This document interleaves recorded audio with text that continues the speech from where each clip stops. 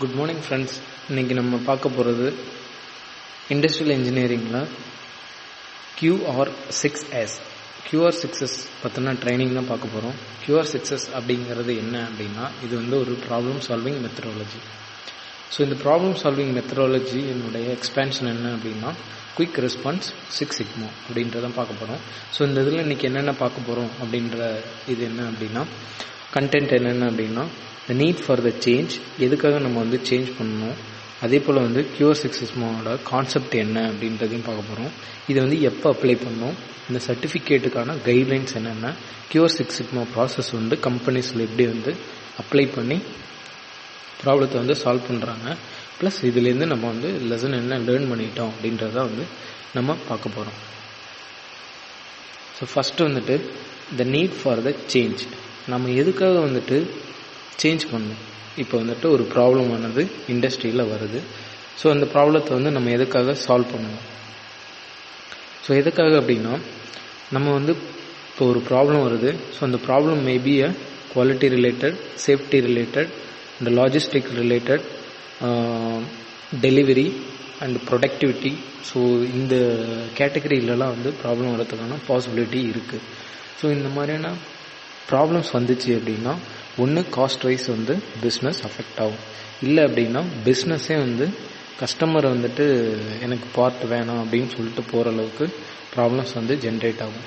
மூணாவது, நம்ம கஸ்டமர் கொடுக்கக்கூடிய காசுக்கு நம்மகிட்ட பார்ட் வந்து ப்ரொடியூஸ் பண்ண முடியாத ஒரு சுச்சுவேஷனாக இருக்கும். நாலாவது, நம்ம அந்த இடத்துல ஒர்க் பண்ணோம் அப்படின்னா ஏதாவது ஒரு ஆக்சிடென்ட் நடக்கிறதுக்கான பாசிபிலிட்டிஸ் இருக்குது. ஸோ இந்த மாதிரியான இஷ்யூஸ்னால தான் வந்துட்டு நம்ம வந்து ப்ராப்ளத்தை வந்து சால்வ் பண்ணி கரெக்டான மெயின்டைன் பண்ணி நம்ம வந்து பிஸ்னஸ் பண்ணணும் அப்படின்றதுக்காக நம்ம வந்து இந்த ப்ராப்ளம் சால்விங் மெத்தடாலஜி வந்து கையில் எடுத்திருக்கோம். ஸோ நம்ம என்ன நினச்சிட்ருக்கோம் அப்படின்னா, நம்ம வந்துட்டு கஸ்டமருக்கு வந்துட்டு நம்ம வந்து ஒரு பெரிய ஒரு ஹார்ஸ் மாதிரியும், நம்ம வந்துட்டு ஒரு பீச் ஓரமாக பயங்கரமாக ரன் பண்ணிகிட்டு இருக்க மாதிரியும் நினச்சிட்ருக்கோம்.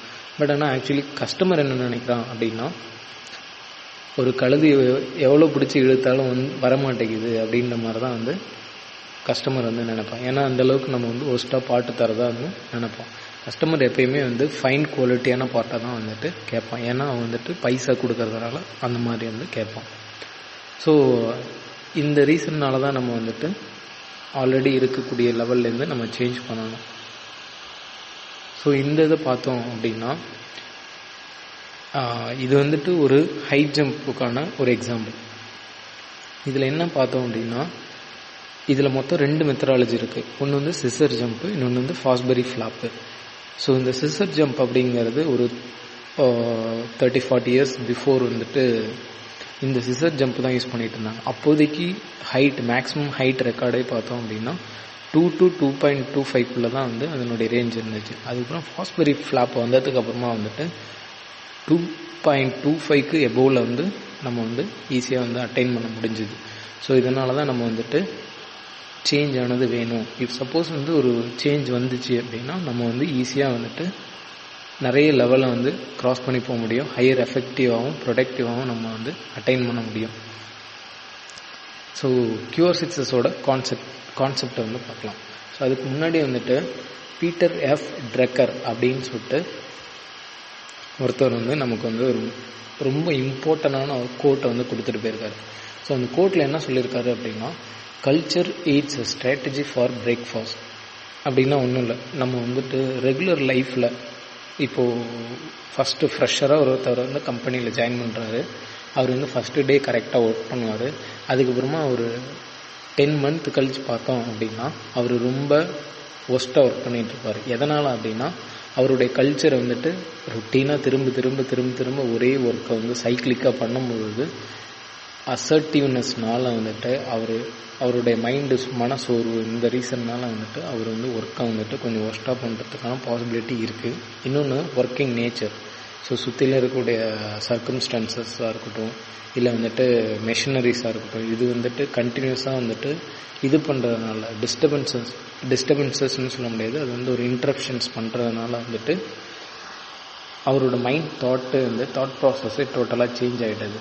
ஸோ இதுதான் வந்துட்டு நம்மளோட கல்ச்சர் வந்துட்டு நம்மளோட ஸ்ட்ராட்டஜியை வந்துட்டு பிரேக்ஃபாஸ்ட்டுக்காக சாப்பிட்டு போயிடுது அப்படின்றது வந்து சொல்கிறாரு. ஸோ இந்த QR 6 Sigma கான்செப்டை எந்தெந்த மேஜர்லலாம் வந்து யூஸ் பண்ணுவாங்க அப்படின்னா, இது வந்து ப்ராஜெக்ட் குவாலிட்டியில் யூஸ் பண்ணுவாங்க. ஸோ அதுக்கடுத்தது பார்த்தோம் அப்படின்னா ப்ரொடக்ஷன் குவாலிட்டி, ஸோ அதுக்கடுத்தது வாரண்ட்டி. ஸோ இது எல்லாத்துலேயுமே வந்து இவங்க வந்து யூஸ் பண்ணுவாங்க. ஸோ ரொம்ப இம்பார்ட்டண்ட் அப்படின்னா QR 6 Sigma. இப்போ நான் வந்து QR 6 Sigma ப்ராஜெக்ட் வந்து பண்ண போகிறேன் அப்படின்னா இந்த 3R அப்படின்ற கான்செப்டை வந்து தெரிஞ்சிருக்கணும். இது வந்து 3R இல்லைனா வந்துட்டு சான்ஜென் சுகி அப்படின்னு சொல்லிட்டு ஜாப்பனீஸ் வேர்டில் சொல்லுவாங்க. இதை வந்துட்டு இதனுடைய ஆக்சுவல் எக்ஸ்பென்ஷன் என்ன அப்படின்னா real place, real part and real data. ஒன்றுமே இல்லை. இப்போ நான் வந்து ஒரு ப்ராப்ளம் வந்துருச்சு, இண்டஸ்ட்ரியில் ப்ராப்ளம் வந்துருச்சு. ஸோ எக்ஸாக்டாக ப்ராப்ளம் எங்கே நடந்திருக்கோ அந்த மேனுஃபேக்சரிங் லைனுக்கு போயிட்டு தான் நான் வந்து ப்ராப்ளத்தை அனலைஸ் பண்ணணும். அதுதான் வந்து கெம்பா இல்லைனா வந்துட்டு ரியல் பிளேஸ் அனாலிசிஸ் அப்படின்னு வந்து சொல்லுவாங்க. ஸோ அதுக்கடுத்தது இப்போ நான் வந்துட்டு ஒரு ப்ராசஸ் குவாலிட்டி இன்ஜினியராகவோ இல்லை வந்து குவாலிட்டி லீடராகவோ இருக்கேன். நான் வந்து ரியல் பார்ட்டு, அதாவது பேட் பார்ட்டை எடுத்து நான் வந்து அனலைஸ் பண்ணால் தான் வந்து கரெக்டாக நான் வந்து ப்ராப்ளத்தை சால்வ் பண்ண முடியும். ஏதோ ஒரு பார்ட் எடுத்துகிட்டு இது வந்து லீக் ஆகுதுன்னு நான் அசியூம் பண்ணிவிட்டு ப்ராப்ளத்தை வந்து சால்வ் பண்ண என்னால் முடியாது. ஸோ அதான் வந்து ரியல் பார்ட் இல்லைன்னா கெம்புட்ஸு அப்படின்னு வந்து சொல்லுவாங்க. ஸோ அதுக்கடுத்தது real data. So real data அப்படிங்கிறது இப்போது இன்றைக்கி மார்னிங் ஃபர்ஸ்ட் ஷிஃப்ட்டில் வந்துட்டு 10 நம்பர் ரிஜெக்ஷன் வந்திருக்கு. ஸோ இந்த 10 நம்பர் ரிஜெக்ஷன் வந்துட்டு அவுட் ஆஃப் 400 10 நம்பர் ரிஜெக்ஷன் வந்திருக்கு. ஸோ இது வந்து லாஸ்ட்டு 10 வீக்ஸுக்கு எடுக்கும், லாஸ்ட்டு 10 மந்த்துக்கு எடுக்கும். ஸோ இந்த மாதிரி எடுக்கும்போது ரியலான டேட்டாவாக இருக்கணும். ஸோ இப்போ பார்த்தோம் அப்படின்னா ப்ரொடக்ஷன் லைன்னா ப்ரொடக்ஷன் ப்ரெஷர்னால வந்துட்டு அந்த நம்பர்ஸ் வந்து சேஞ்ச் பண்ணி வச்சுருப்பாங்க, ஏதாவது பண்ணியிருப்பாங்க, ஏதாவது சீட்டிங் பண்ணியிருப்பாங்க. ஸோ அந்த மாதிரியான இதெல்லாம் வந்துட்டு அவாய்ட் பண்ணால் தான் வந்து நம்ம எக்ஸாக்டாக வந்து ப்ராப்ளத்தை வந்து சால்வ் பண்ண முடியும். ஸோ இது வந்து ரியல் டேட்டா அனாலிசிஸ் இல்லைன்னா ஜென்ஜிட்ஸு அப்படின்னு வந்து சொல்லுவாங்க. ஸோ கெம்பா அப்படிங்கிறது சான், கெம்புட்ஸு அப்படிங்கிறது ஜென்ஜிட்ஸு அப்படிங்கிறது சுகி, சான்ஜென் சுகி அப்படின்னு வந்து சொல்லுவாங்க. So ways to attack problem. So இப்போது நம்ம எக்ஸாக்டாக எடுத்துட்டோம் அப்படின்னா எல்லா கம்பெனிஸ்லையுமே வந்துட்டு ப்ராப்ளம் வந்துச்சு அப்படின்னா அந்த ப்ராப்ளத்தை எப்படி சால்வ் பண்ணுறது அப்படின்னா இந்த பிக்சரில் பார்க்குற மாதிரி தான். இப்போ எங்கேயாவது லீக்கேஜ் ஆகிடுச்சு அப்படின்னா ஏதாவது துணியை போட்டு கட்டி வைப்பாங்க, இல்லைனா வந்துட்டு எம்சீல் போட்டு அதை இது பண்ணுவாங்க. ஸோ இந்த மாதிரியான இஷ்யூஸ் தான் வந்து பண்ணிகிட்டு இருப்பாங்க. ஒரு பக்கெட்டில் இந்த வாட்டர் லீக் ஆகுதுன்னா பேண்டேஜ் போட்டு அடைச்சிடலாம் அப்படின்னு யோசிப்பாங்க. இப்போ ப்ரொடக்ஷனில் இருக்கிறவங்க வந்து ப்ராப்ளத்தை தூக்கி யார் மேலே போடுவாங்க அப்படின்னா மெயின்டெனன்ஸ் மேலே போடுவாங்க, மெயின்டெனன்ஸ் வந்து ப்ரொடக்ஷன் மேலே போடுவாங்க, குவாலிட்டி வந்து இவங்க 2 பேர் மேலேயும் போடுவாங்க. ஸோ இந்த மாதிரியான வந்து ரொட்டீனாக அவங்க குப்பையை மாற்றி அள்ளி போட்டுருப்பாங்க. கடைசி வரைக்கும் ப்ராப்ளமே சால்வ் ஆகாது. ஸோ ப்ராப்ளத்தை வந்து எப்படி சால்வ் பண்ணலாம் அப்படின்னா ஒரு சிம்பிளான எக்ஸாம்பிள். இப்போது டெலிவரியில் வந்துட்டு டிஸ்பேச்சில் வந்துட்டு பேக்கிங் பண்ணுற ஏரியா இருக்குது. அங்கே வந்து பேக் பண்ணுறதுக்கு இன்சுலேஷன் டேப் வச்சு தான் நம்ம வந்து பேக் பண்ணுவோம். அது கட் பண்ணுறதுக்கு நம்ம என்ன பண்ணுவோம் அப்படின்னா நைஃப் வந்து யூஸ் பண்ணுவோம். இன்சுலேஷன் டேப்பை வந்து போட்டுட்டு இன்சுலேஷன் டேப்பில் பேக்கிங் டேப் வந்து ஒட்டிட்டு நம்ம வந்து நைஃபை வச்சு கட் பண்ணுவோம்.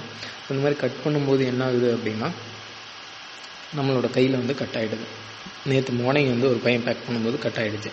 சரி ஓகே அப்படின்னு சொல்லிட்டு பேண்டேஜ் போட்டுட்டு அதுக்கப்புறமா திரும்பவும் வேலை செஞ்சுருக்கான். இன்றைக்கி ஃபர்ஸ்ட் ஷிஃப்ட்லேயும் வந்து கட் ஆகிடுச்சு.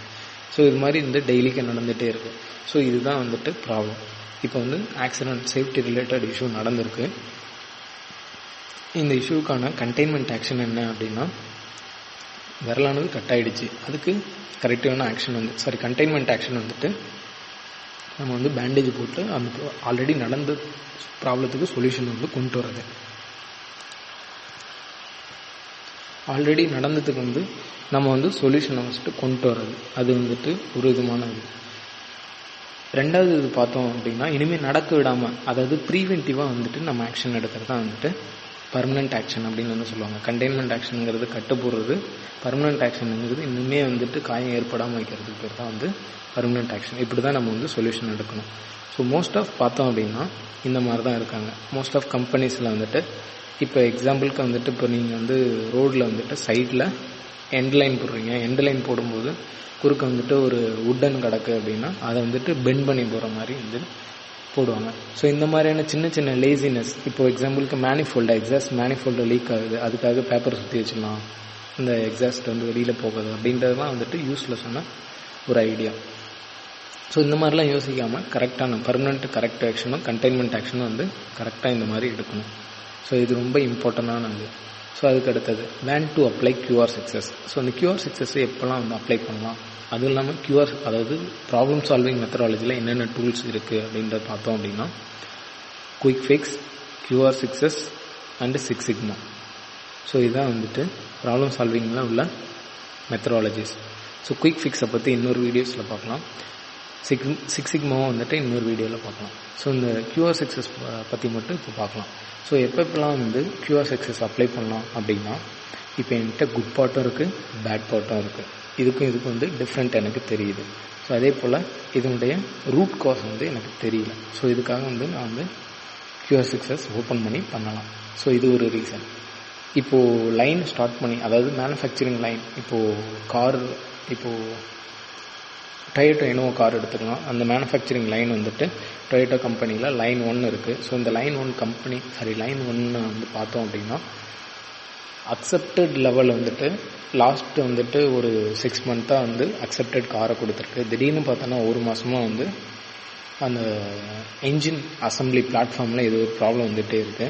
அது வந்து திடீர்னு சடனாகி நிறைய ரிஜெக்ஷன் ஆகுது. அதுக்கு வந்து நமக்கு வந்து ப்ராப்ளம் சால்விங் வந்து சால்வ் பண்ணணும் அப்படின்னா இதுக்கு வந்து QR success எடுக்கலாம். ஸோ இதே வந்து 2 வருஷமாக அதே டொயோட்டோ லைன் 1 வந்து ஸ்டார்ட் ஆகி போயிட்டுருக்கு. அப்போத்துலேருந்து ப்ராப்ளம் வந்துட்டுருக்கு, கண்டினியூஸாக அன்சாட்டிஸ்ஃபைடாகவே வந்துட்டுருக்கு. அதை வந்து ப்ராஜெக்ட் குவாலிட்டியை வந்து அப்ரூவ் பண்ணி இது பண்ணியிருக்க மாட்டாங்க.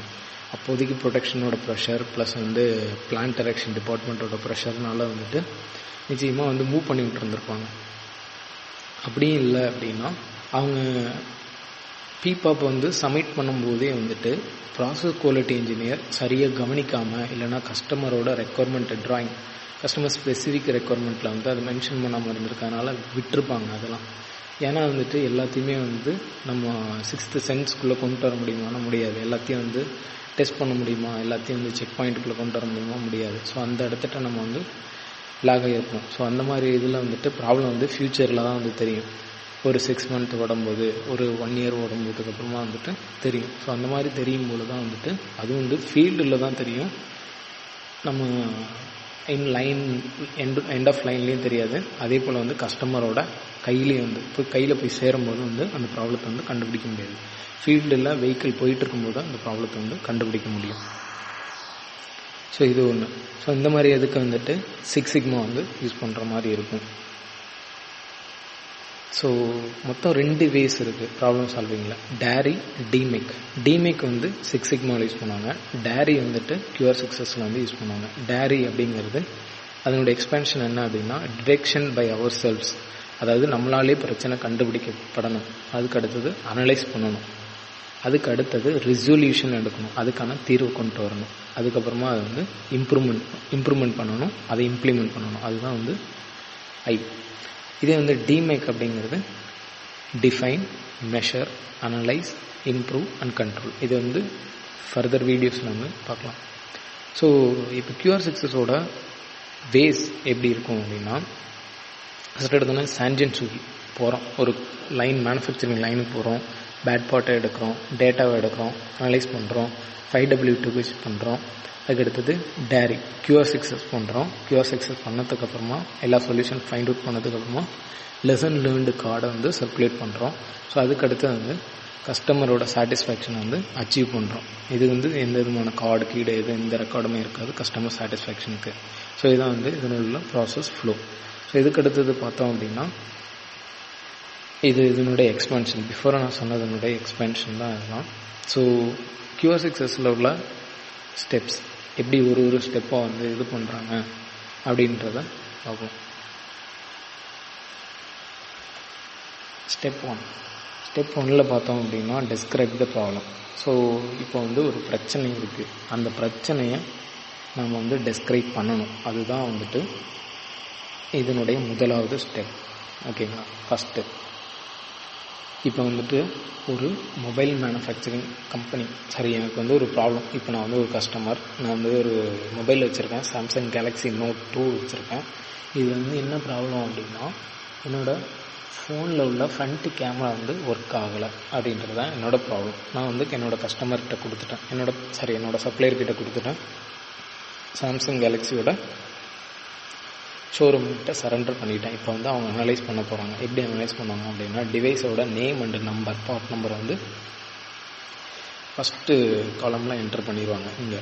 ஸோ அதுக்கு அடுத்தது கஸ்டமர் இன்சிடென்ட் ரெஃபரன்ஸ் நம்பர்னு சொல்லிட்டு அவங்க ஒன்று ஜென்ரேட் பண்ணுவாங்க. எஸ்ஐபி நம்பர் அப்படிங்கிறது சிஸ்டம் அப்ளிகேஷன் ப்ராடக்ட்னு சொல்லுவாங்க. ஸோ அதில் வந்துட்டு எந்த ஒரு கிளைம் இருந்துச்சுனாலும் ரெக்கார்ட் ஆகிட்டு இருக்கும். ஸோ அதையும் வந்து இவங்க இது பண்ணுவாங்க.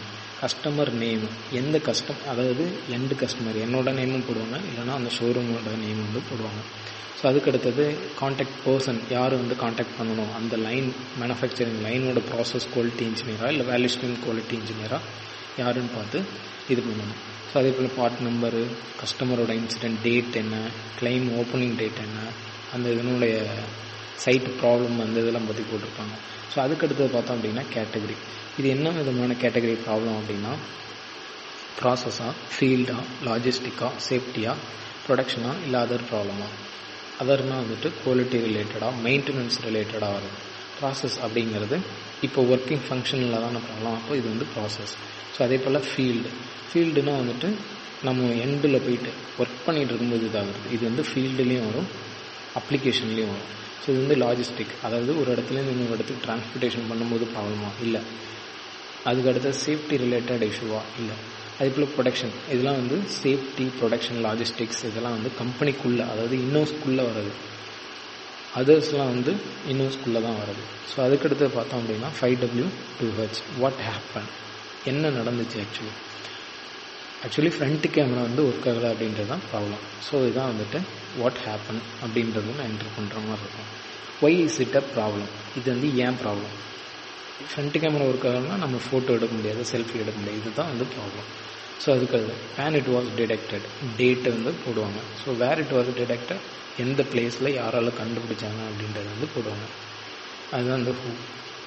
இது வந்து எப்படி கண்டுபிடிக்கப்பட்டது அப்படின்னா, விசுவலாவா இல்லை ஏதாவது மெஷரிங் கேஜ் வச்சா. நம்ம வந்து ஃப்ரண்ட் கேமரா ஒர்க் ஆகுங்கிறது நம்ம டிஸ்பிளே பார்த்தா, கேமரா ஓப்பன் பண்ணிட்டு டிஸ்பிளே பார்த்தாவே தெரிஞ்சிடும். ஸோ அதை வச்சு நம்ம வந்து ஈஸியாக கண்டுபிடிச்சிடலாம். எத்தனை பார்ட்டு, ஒரே ஒரு நம்பர் தான். ஸோ இப்போ அதுக்கு அடுத்த ஸ்டெப்பாக வந்து குட் பார்ட் அண்ட் பேட் பார்ட்டோட ட்ராயிங் வந்து இங்கே வந்து நம்ம போடணும். ஃபோட்டோ பிக்சர் வந்து ஆட் பண்ணுற மாதிரி இருக்கும். ஸோ அப்படின்னா தான் வந்து ஃப்யூச்சரில் நம்ம வந்து ப்ராப்ளம் அப்படின்னா இந்த இடத்துட்ட வந்து ப்ராப்ளம் நடந்திருக்கு அப்படின்ற ஒரு இன்னும் வந்து நமக்கு தெரியும். ஸோ அது எப்படி இருக்கும் அப்படின்னா இந்த மாதிரி தான். நான் ஒரு காஃபி மேக் பண்ணுறேன், காஃபி வந்து பிளாக் கலரில் இருக்கணும் அப்படின்றது கஸ்டமரோட ரெக்குவயர்மெண்ட். ஆனால் வந்து கிரே கலரில் வந்துடுச்சு. அந்த சம்வாட் காஃபியில் உள்ள இன்க்ரீடியண்ட்டில் உள்ள ஏதோ ஒரு ப்ராப்ளத்தினால கிரே கலரில் வந்துடுச்சு. ஸோ இது வந்து ப்ராப்ளம் அப்படின்ற குட் பார்ட் அண்ட் பேட் பார்ட்டனுடைய இதை வந்து போடுற மாதிரி இருக்கும். ஸோ அதுக்கடுத்தது பார்த்தோம் அப்படின்னா கண்டெய்ன்மெண்ட் ஆக்டிவிட்டீஸ் தான் செகண்ட் ஸ்டெப். ரொம்ப இம்பார்ட்டண்டான ஸ்டெப்பு கண்டெய்ன்மெண்ட் ஆக்டிவிட்டீஸ். ஒன்றும் இல்லை, இப்போ வந்து பென்சிலை வந்து ஷார்ப் பண்ணுறதுக்கு ஒரு பிளேட் யூஸ் பண்ணுறோம். அது வந்து நைஃப் வந்து கட் பண்ணிடுச்சு. ஸோ இப்போ வந்து பேண்டேஜ் போடணும். ஸோ அது பேண்டேஜ் போடுறது தான் வந்து கண்டெய்ன்மெண்ட் ஆக்டிவிட்டீஸில் வருது. ஸோ இப்போ என்ன பண்ணுவாங்க, நான் இப்போ மொபைலில் வந்து ஃப்ரண்ட் கேமரா ஒர்க் பண்ணலை அப்படின்னு சொல்லிட்டு எக்ஸ்பிளைன் பண்ணிட்டேன். அவங்க என்ன பண்ணுவாங்க அப்படின்னா, ஸோ ஃபஸ்ட்டு இதில் பார்த்தோம் அப்படின்னா ஃபஸ்ட்டு ஷார்ட் பண்ணுவாங்க. ஃபஸ்ட்டு கஸ்டமர் சைடு நம்ம எத்தனை நம்பர் அனுப்பியிருக்கோம் அப்படின்றத பார்த்து அதை வந்து ஷார்ட்டிங் பண்ணிகிட்டே இருப்பாங்க. அது ஒன்று. அதுக்கடுத்து சப்ளை சைடு வர பார்ட்டெல்லாம் வந்துட்டு இது பண்ணுவாங்க, ஸ்டாப் பண்ணி அதையும் ஹோல்ட் பண்ணி செக் பண்ணுவாங்க. ஸோ அதுக்கடுத்தது ப்ராசஸில் என்னென்ன நம்பர் ப்ரொடியூஸ் பண்ணியிருக்காங்க எல்லாத்தையும் வந்து செக் பண்ணுவாங்க. வேர்ஹவுஸில் இருக்கக்கூடிய பாக்ஸஸாக இருக்கட்டும் எல்லாத்தையும் வந்து செக் பண்ணுவாங்க. ஸோ இதெல்லாம் வந்து இந்த ஆக்ஷன்ஸில் இந்த காலமில் வந்து என்டர் பண்ணுற மாதிரி இருக்கும். ஸோ இது வந்து யார் பண்ணுவாங்க, எந்த டேட்டில் பண்ணுறதா பிளான் பண்ணியிருக்காங்க, ஆக்சுவல் டேட் எப்போ கம்ப்ளீட் பண்ணாங்க, அதனுடைய ஸ்டேட்டஸ் என்ன, முடிச்சிட்டாங்களா இல்லையா. ஸோ முடித்தாங்கன்னா அதில் ரிமார்க்ஸ் எதுவும் இல்லை, முடிக்கலைன்னா ஏன் முடிக்கல அப்படின்றது மட்டும் கொடுப்பாங்க. Look across. ஸோ இந்த லுக் அக்ராஸில் பார்த்தோம் அப்படின்னா, ஸோ இப்போ சப்ளையர் பார்ட்டில் ப்ராப்ளம் அப்படின்னா, இப்போது சாம்சங் கேலக்ஸிக்கு நிறைய சப்ளையர் இருப்பாங்க. ஒரே ப்ராடக்டாக இப்போ மைக்குன்ற இல்லைன்னா கேமரான்ற ஒரு ப்ராடக்ட் வந்து 10 சப்ளையர் அப்ளை பண்ணுவாங்க. ஸோ அந்த மாதிரி எத்தனை சப்ளையர் வந்து சப்ளை பண்ணுறாங்க சேம் பார்ட்டை அப்படின்றது வந்து இதில் வந்து இது பண்ணுற மாதிரி இருக்கும். ஸோ அஃபெக்டட் பார்ட்டை ப்ரொடியூஸ் பண்ணக்கூடிய சப்ளைஸ் யார் பண்ணுறாங்க அப்படின்றதையும் நம்ம வந்து இது பண்ணுற மாதிரி இருக்கும். ஸோ அதுக்கடுத்தது இவங்கக்கிட்ட உள்ள அந்த ஃபண்டமெண்டல் பாயிண்ட்ஸ் இதெல்லாம் வந்து எல்லாத்தையும் வந்து இது பண்ணுவாங்க. ஸோ அதுக்கடுத்தது பார்த்தோம் அப்படின்னா ஷார்ட்டிங் ஆக்டிவிட்டி. ஸோ இந்த ஷார்ட்டிங் ஆக்டிவிட்டியில் வந்து இந்த கண்டெய்ன்மெண்ட் ஆக்ஷனில் போட்டோம் இல்லையா, ஸோ அந்த இதனுடைய லைவ் டேட்டாஸ் வந்து என்டர் பண்ணுற மாதிரி இருக்கும். ஓகே பார்ட் எத்தனை, நாட் ஓகே பார்ட் எத்தனை, ஸோ நம்பரை வந்து எத்தனை நம்பர் வந்து ஹோல்டு பண்ணி வச்சுருக்கீங்க, ஸோ இதுக்கு வந்து ரெஸ்பான்சிபிலிட்டி யார் வந்து இது இன்ஸ்பெக்ட் பண்ணது, ஸோ இன்ஸ்பெக்ட் பண்ணதுக்கப்புறமா ஐடென்டிஃபிகேஷன் என்ன, ஸோ எல்லாத்தையும் வந்து இது பண்ணுற மாதிரி இருக்கும். ஸோ அதுக்கடுத்தது பார்த்தோம் அப்படின்னா ப்ராசஸ் ஃப்ளோ சார்ட். ஸோ இதுதான் வந்து சாம்சங் கேலக்ஸி நோட் 2ஓட மேனுஃபேக்சரிங் லைன் ப்ராசஸ். ஸோ இதில் வந்து பார்த்தோம் அப்படின்னா ஸோ லைனோட ஸ்டார்டிங் இங்கேருந்து ஸ்டார்ட் ஆகி இங்கே வந்து முடியுது. ஸோ இப்போ இந்த இடத்துட்டு பார்த்தோம் அப்படின்னா இங்கே தான் வந்து ஃப்ரண்ட் கேமரா அசம்பிள் பண்ணுற இடம். ஸோ இந்த இடத்துட்டு தான் ஏதோ ஒரு ப்ராப்ளம், ப்ராசஸில் ப்ராப்ளம் அப்படின்னா இந்த இடத்துட்டு வந்து கரெக்டாக ரெட் கலர் மார்க் பண்ணி காமிக்கணும். சப்ளை ரெண்டில் ப்ராப்ளம் அப்படின்னா இந்த இடத்துட்டு இன்னும் ஃபர்தராக சப்ளைஸோட ப்ராசஸ் போட்டு அங்கே எங்கே ப்ராப்ளம் அப்படின்றதையும் காமிக்கிற மாதிரி இருக்கும். ஸோ இங்கேயே வந்துட்டு டிடெக்ஷன் பண்ணுற மாதிரி ஆப்பர்ச்சுனிட்டி இருக்கா அப்படின்னு பார்த்தோம்னா இங்கே வந்து ஒரு ப்ரீ டெலிவரி இன்ஸ்பெக்ஷன் இல்லைனா எண்ட் ஆஃப் லைன் இன்ஸ்பெக்ஷன் வந்து இருக்கும். ஸோ இந்த இடத்துட்டு இந்த டிடெக்ஷன் பண்ணால் இங்கே வந்து க்ரீன் கலர் வந்து போட்டு காமிக்கணும். ஸோ இதுதான் வந்து ப்ராசஸ் ஃப்ளோ சார்ட். ஸோ அதுக்கடுத்தது பார்த்தோம் அப்படின்னா 4th step factor tree analysis. So factor tree analysis அப்படிங்கிறது four M, man, machine, material, method. So இந்த ஃபோரமையும் டிபெண்ட் பண்ணி தான் வந்து நம்ம அனலைஸ் பண்ணுற மாதிரி இருக்கும். ஸோ இது என்னென்ன கேட்டகரியாக நம்ம பிரித்து அனலைஸ் பண்ணோம் அப்படின்னா, பிரச்சனை எதனால் வந்துச்சு, ஒன்று பிரச்சனை வந்து எண்ட் ஆஃப் லைன் ஃபீல்டில் போயிட்டு தான் கண்டுபிடிச்சாங்க, ஸோ அதனால் பிரச்சனையை வந்து டிடெக்ட் பண்ணலை. இது ரெண்டுத்தையும் வந்து நம்ம அனலைஸ் பண்ணுற மாதிரி இருக்கும். ஸோ அது எது ரிலேட்டடில், ஃபோரம் ரிலேட்டடில், மேன், மெஷின், மெட்டீரியல், மெத்தட் ரிலேட்டடில் தான் பண்ண போகிறோம். ஸோ இப்போ எக்ஸாம்பிளுக்கு வந்து ஃபேக்டர் 1 மேன். ஃபஸ்ட்டு வந்து மேனுக்கு நான் வந்து செக் பண்ணுறேன். இப்போ மேன் வந்து எண்ட் ஆஃப் லைனில் வந்து விஷுவலாக வந்து செக் பண்ணுறான்னு வச்சுங்க, விஷுவலாகவோ இல்லை வந்து மெஷின் வந்து சிஸ்டமேட்டிக்காக செக் பண்ணுது அப்படின்னா இந்த இடத்துல வந்து சிஸ்டமேட்டிக் செக்கு, கண்ட்ரோல் பாயிண்ட்டுன்னு பார்த்தோம் அப்படின்னா சம்வாட் ஏதாவது ஈஸி இன்புட்டாக இருக்கும். ஸோ அந்த மாதிரி இது ஸ்டாண்டர்ட் வேல்யூ எத்தனை பல்ஸ் வந்துச்சுன்னா ஓகே அப்படின்ற மாதிரி இருக்கும். அதில் குட் பார்ட் என்ன பாஸ் ஆகுதா, பேட் பார்ட் பாஸ் ஆகுதா, இதுக்கும் ஏதாவது டிஃப்ரெண்ட் இருந்துச்சு, குட் பார்ட்டுக்கும் பேட் பார்ட்டுக்கும் டிஃப்ரென்ஸ் கண்டிப்பாக இருக்கணும். இல்லை அப்படின்னா கண்டிப்பாக வந்து பார்ட் எஸ்கேப் ஆகிறதான, அதாவது பேட் பார்ட் எஸ்கேப் ஆகிறதான பாசிபிலிட்டி இருக்குது. ஸோ டிஃப்ரென்ஸ் இன் ஸ்டாண்டர்ட்ஸில் என்ன டிஃப்ரெண்ட் இருக்குது. அதே போல் வந்து லிங்க் டு ஃபெயிலியர், இந்த ஃபெயிலியருக்கான லிங்க் என்ன அப்படின்றத இங்கே வந்து மென்ஷன் பண்ணணும். அது வந்து டிஃப்ரென்ஸ் வந்து எதுவும் இல்லை அப்படின்னா இங்கே மென்ஷன் பண்ணுற மாதிரி இருக்கும். இதுக்கு வந்து நம்ம வந்து ரெஃபரன்ஸ் நம்பர் கொடுத்துருக்கணும். ஸோ அதுக்கடுத்தது ஏன் வந்து டிடெக்ட் பண்ணலை அப்படின்றதுக்கும் சேம் அதே போல் வந்து நம்ம வந்து அனலைஸ் பண்ணுற மாதிரி இருக்கும் ஃபேக்டர் ட்ரீ அனாலிசிஸில். ஸோ அதுக்கடுத்தது பார்த்தோம் அப்படின்னா 5Y analysis. So 5Y analysis முன்னாடி ஃபேக்டர் ட்ரீ அனாலிசிஸ் பண்ணோம் இல்லையா, அதே போல் வந்து 5Y அனாலிசிஸும் இங்கே வந்து பண்ணுற மாதிரி இருக்கும். ஸோ இந்த 5Y அனாலிசிஸில் வந்து நம்ம என்ன பண்ணுவோம் அப்படின்னா, இந்த ப்ராப்ளம் வந்து எதனால் அக்கறை ஆனிச்சு, இந்த ப்ராப்ளம் வந்துட்டு எதனால் கண்டுபிடிக்கல அப்படின்றது தான். ஸோ இப்போ இந்த இதுக்கான 5Y analysis front camera work பண்ணலை அப்படின்றது தான் வந்து ப்ராப்ளம். ஸோ இது எதனால் ப்ராப்ளம் அப்படின்னா, நம்ம இந்த 32 ஸ்ட்ரிப் இருக்கும் இல்லையா, அந்த ஜாயிண்டில் வந்துட்டு ஒரு பின் வந்துட்டு பெண்ட் ஆகிடுச்சு அப்படின்றது தான் வந்து ப்ராப்ளம். அதை வந்து ஃபைண்ட் அவுட் பண்ணிட்டாங்க. ஸோ அந்த பின் வந்து எதனால் பெண்ட் ஆகிடுச்சு, இது வந்து 3rd Y. 2nd Y வந்து பின்னு பெண்ட் ஆகிடுச்சு, அதுக்கான சொல்யூஷனு. 3rd Y வந்துட்டு அந்த பின் வந்து எதனால் பெண்ட் ஆகிடுச்சு, ஸோ அந்த ஃபிக்சரில் ஏதோ ஒரு ப்ராப்ளம் இருக்குது அப்படின்றது தான் வந்துட்டு 3rd Yக்கான சொல்யூஷன். ஸோ ஏன் அந்த ஃபிக்சரில் ப்ராப்ளம் இருக்குது, கண்டினியூஸாக லோடு ஆக்ட் ஆகிறதுனால அந்த இடத்துல வந்து பெண்ட் ஆகுது அப்படின்றது தான். ஸோ இதுக்கு வந்து 4th Yக்கான சொல்யூஷன். கண்டினியூஸ் லோடுனால பெண்ட் ஆகுது அப்படின்றது தான் வந்து ஃபைனல் பிக் ஒய்ன்னு சொல்லலாம். ஏன்னா அதுக்கப்புறம் நம்ம வாட்டி ஒய்யை வந்து கொண்டு போக முடியாது. ஸோ அதுக்கு என்ன பண்ணணும் அப்படின்னா, நம்ம வந்துட்டு சொல்யூஷன் கொண்டு போயிடலாம். நல்லா ஹார்டஸ்ட் மெட்டீரியல், ஹார்டனிங் பண்ண மெட்டீரியலாக வந்து நம்ம போடலாம். ஸோ அதே போல் ஏன் வந்து டிடெக்ட் பண்ணலாம் அப்படின்றதுக்கும் ஒரு அனாலிசிஸ் பண்ணுற மாதிரி இருக்கும். ஸோ ரூட் காஸ் அனாலிசிஸ் இந்த மாதிரி வந்து நம்ம ஃபூலிஷாக வந்து இது பண்ணக்கூடாது. இப்போ மார்ஸில் வந்துட்டு ஏதோ ஒரு CN22 அப்படின்ற ஒரு ஸ்டோன் நகர்றதுனால தான் வந்துட்டு இங்கே டொயோட்டா இனோவோட கார் ப்ரொடக்ஷன் ஸ்டாப் ஆகிடுச்சு அப்படின்றது தான் வந்து இடியாட்டிக்கான solution, root cause analysis. So அதுக்கு அடுத்தது ரீப்ரொடியூஸ் த ஃபெயிலியர். ஸோ இப்போ என்ன பண்ணோம் அப்படின்னா, இப்போ நம்ம வந்து ஃபெயிலியரை கண்டுபிடிச்சிட்டோம். அந்த கண்டுபிடிச்ச ஃபெயிலியரை வந்துட்டு நாம் திரும்ப ரீப்ரொடியூஸ் பண்ணி பார்க்கணும். அப்படின்னா தான் வந்து நம்ம கண்டுபிடிச்ச ரூட் காஸ் ஆனது கரெக்டாக தப்பா அப்படின்றது தெரியும். ஸோ அது வந்து ரொம்ப இம்பார்ட்டன்ட். ஸோ அதுக்கடுத்தது பார்த்தோம் அப்படின்னா permanent corrective action. So permanent corrective actions வந்து நம்ம வந்து லிஸ்ட் அவுட் பண்ணி இங்கே வந்து எழுதணும். ஸோ இதுக்கு முன்னாடி கண்டெய்ன்மெண்ட் ஆக்ஷன்ஸ், அதாவது ரீசெக்கிங் பண்ணியிருந்துருக்கணும். இப்போ வந்து கரெக்டிவ் ஆக்ஷன்ஸ் எடுக்கணும். ஸோ இனிமேல் நடக்காமல் இருக்கிறது கரெக்டிவ் ஆக்ஷன்ஸை என்டர் பண்ணி அது யார் யார் வந்து ரெஸ்பெக்டிவ் பர்சன்ஸ் யார் யார் அந்த எந்த டேட்டுக்குள்ளே முடிக்கணும், அது என்ன டேட்டில் முடித்தாங்க, இப்போ அதனுடைய ஸ்டேட்டஸ் என்ன அப்படின்றது எல்லாமே வந்து இதில் வந்து என்டர் பண்ணுற மாதிரி இருக்கும். ஸோ அதுக்கடுத்தது verifications of corrective actions. So இப்போ இந்த இதில் பார்த்தோம் அப்படின்னா வீக் நம்பர் 1லேருந்து வீக் நம்பர் 18 வரைக்கும் ப்ராப்ளமானது நடந்திருக்கு. ஸோ இந்த இதில் பார்த்தோம் அப்படின்னா வீக் நம்பர் 11 வரைக்கும் ப்ராப்ளமானது அதிகமாகிட்டே இருந்திருக்கு. அதுக்கப்புறமா வந்து நம்ம எடுத்த கரெக்டிவ் ஆக்ஷன்ஸ்னால வந்து D11லேருந்து D18 வரைக்கும் D15 வரைக்கும் நம்ம எடுத்த கரெக்டிவ் ஆக்ஷன்ஸ்னால வந்துட்டு ப்ராப்ளமானது சால்வ் ஆகிடுச்சு. ஸோ இது மாதிரி தான் வந்து நம்ம வந்து வெரிஃபிகேஷன்ஸ் வந்து பண்ணிக்கணும். நம்ம எடுத்த கரெக்டிவ் ஆக்ஷன்ஸ் வந்து கரெக்டாக இருக்கா இல்லையா அப்படின்றது வந்து நம்ம வெரிஃபை பண்ணிக்கணும். So verifications of corrective actions and standards. So இதை வந்து நம்ம எக்ஸ்டர்னல் பர்சன்ஸ் வச்சு நம்ம வந்து வெரிஃபை பண்ணணும். ஸோ அதுக்கடுத்தது வந்து அப்டேட்டிங் த ஸ்டாண்டர்ட்ஸ். ஸோ இப்போ நம்ம கரெக்டிவ் ஆக்ஷன்ஸ்லாம் எடுத்துட்டோம், அதை வந்து எல்லா ஸ்டாண்டர்டுக்குள்ளேயும் கொண்டு வரணும். ஏன்னா culture eat strategy for the breakfast. ஒரு நாள் 2 நாள் வந்து நம்ம அதை கண்டினியூஸாக ஃபாலோ பண்ணுவோம். 4th டேலேருந்து அதை மறந்துடுவோம். ஸோ அதனால் வந்து ஏதாவது ஒரு ஸ்டாண்டர்டில் நம்ம மென்ஷன் பண்ணி வச்சா தான் நம்ம வந்து திரும்ப அதனுடைய சர்க்கிள்குள்ளேயே நாம் வந்து இருப்போம். அதனால் எஃப்எம்இஎல் அப்டேட் பண்ணணும், இல்லைனா ஆப்ரேட்டிங் ஸ்டாண்டர்டில் அப்டேட் பண்ணணும், அப்படி இல்லைனா சிஎல்ஐ ஷீட்டில் வந்து ஆட் பண்ணுற மாதிரி இருக்கும். அப்படி இல்லைன்னா மெயின்டெனன்ஸ் பிளான் அப்டேட்லேயும் வந்து நம்ம இது பண்ணுற மாதிரி இருக்கும். எஸ்பெஷலி நம்ம வந்து பிபாப்லேயும் வந்து ரொம்ப இம்பார்ட்டண்டானது, பிபாப்லேயும் நம்ம வந்து அப்டேட் பண்ணியே ஆகணும். ஸோ அதுக்கடுத்தது பார்த்தோம் அப்படின்னா இதுக்கெல்லாம் வந்து டைம் லிமிட் அப்படின்னு சொல்லிட்டு ஒன்று இருக்கா அப்படின்னு பார்த்தோம் அப்படின்னா டைம் லிமிட் நிச்சயமாக உண்டு, எல்லாத்துக்குமே உண்டு. ஸோ 5W2H வந்துட்டு நம்ம ப்ராப்ளம் ஒர்க்கரான அன்றைக்கே வந்துட்டு நம்ம வந்து இது பண்ணி இருக்கணும்.